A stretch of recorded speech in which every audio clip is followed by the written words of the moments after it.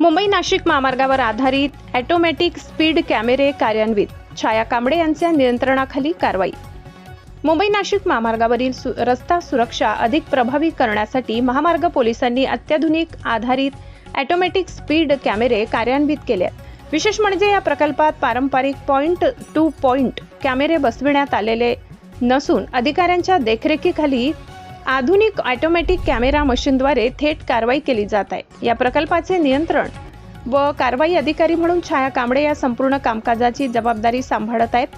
त्यांच्या नेतृत्वाखाली महामार्ग पोलिसांचे विशेष पथक वाहनांच्या वेग मर्यादेवर बारकाईने लक्ष ठेवून नियमभंग करणाऱ्यांवर तात्काळ कारवाई करत आहेत। Bloomberg Philanthropies initiative for global road safety आणि ग्लोबल रोड सेफ्टी पार्टनरशिप यांच्या सहकार्याने राबविण्यात येणाऱ्या या 6 महिन्यांच्या पायलट प्रकल्पात अत्याधुनिक लेझर तंत्रज्ञानयुक्त स्पीड कॅमेऱ्यांचा वापर करण्यात येत आहे।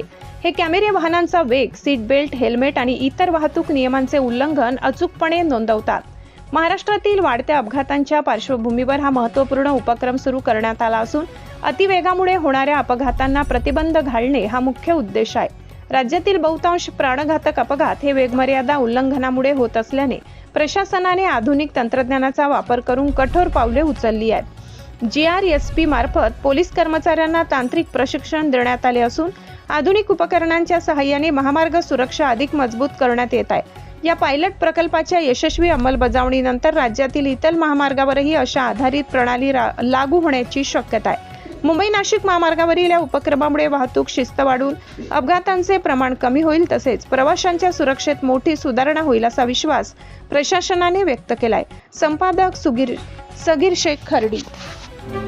अशाच नवनवीन बातम्या पाहण्यासाठी आमच्या महाराष्ट्र क्रांती न्यूज या YouTube चॅनलला लाईक करा, सबस्क्राईब करा आणि बेल आयकॉनला प्रेस करा।